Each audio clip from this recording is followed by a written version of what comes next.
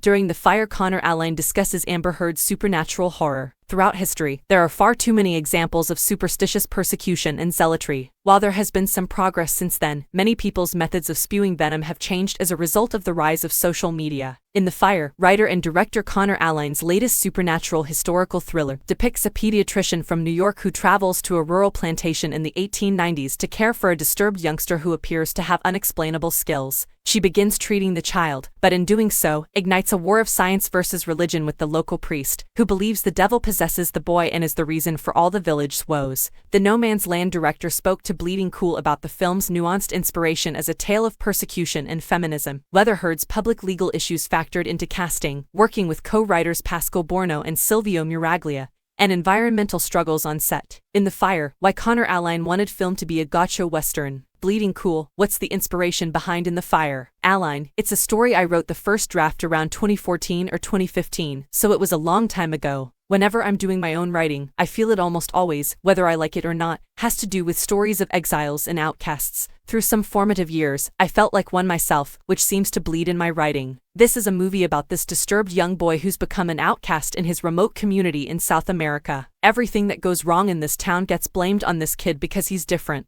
Equally, this female doctor of psychology is much an outcast in her own right. She's a woman doctor when there weren't any. She's a doctor of psychology back when that was not a respected science at all. She's an outcast, too, and the two of them form this relationship against this community led by a zealot priest who thinks that they know how to fix this kid. But it gets a lot worse. The friction between these two groups is the science versus religion aspect of the movie. Whenever you make a period movie, you want it to have a lot of relevance to our contemporary world. Science versus religion, fact versus belief, is something we are dealing with today.